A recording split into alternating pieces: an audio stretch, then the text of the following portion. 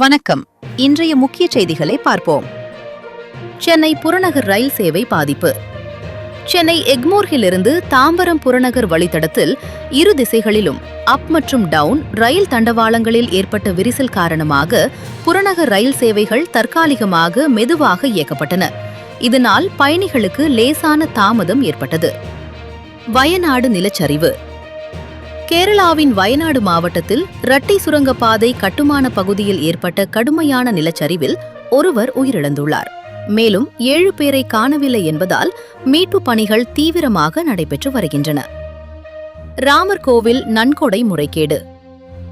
சிறப்பு விசாரணை குழு நடத்திய ஆய்வில் கடந்த 45 நாட்களில் ராமர் கோவில் நன்கொடைகளில் 70 திருட்டு சம்பவங்கள் நடந்துள்ளதாக கண்டறியப்பட்டுள்ளது. இது தொடர்பாக தொடர்ந்து விசாரணை நடைபெற்று வருகிறது. கரூர் நெரிசல் விவகாரம்.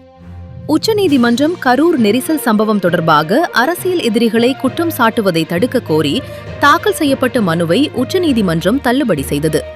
அரசியல் கருத்துகளுக்கு பதில் நீதிமன்ற தடை கோருவதற்கு பதிலாக அரசியல் ரீதியாகவே பதிலளிக்க வேண்டும் என்று நீதிமன்றம் கருத்து தெரிவித்துள்ளது.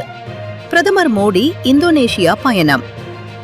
பிரதமர் நரேந்திர மோடி இந்தோனேஷியா தலைநகர் ஜகார்த்தாவில் அந்நாட்டு அதிபர் பிரபோவோ சுபியாண்டோவை சந்தித்து இருதரப்பு பேச்சுவார்த்தை நடத்தினார். கடல்சார் பாதுகாப்பு மற்றும் இரு நாட்டு ஒத்துழைப்பை மேலும் வலுப்படுத்தும் நடவடிக்கைகள் குறித்து ஆலோசிக்கப்பட்டது. மேலும் இந்தோனேஷியாவின் உயரிய குடிமகன் விருதும் பிரதமர் மோடிக்கு வழங்கப்பட்டது. ஹோர்முஸ் நீரிணை அருகே தாக்குதல். ஹோர்முஸ் நீரிணை அருகே கத்தார் நாட்டின் LNG எரிவாயு கப்பல் தாக்குதலுக்கு உள்ளானதாக தகவல் வெளியாகியுள்ளது. இது சம்பவம் வளைகுடா கடல் போக்குவரத்து மற்றும் உலக எரிசக்தி விநியோக பாதுகாப்பு குறித்து கவலையை ஏற்படுத்தியுள்ளது. வங்கதேசத்தில் நிலச்சரிவு. கனமழை காரணமாக வங்கதேசத்தின் காக்ஸ் பஜார் பகுதியில் ஏற்பட்ட நிலச்சரிவில் 5 குழந்தைகள் உட்பட 8 ரோஹிங்கியா அகதிகள் உயிரிழந்துள்ளனர். மேலும் இதுபோன்ற உடனடி செய்திகளுக்கு எங்களுடன் தொடர்ந்து இணைந்திருங்கள்.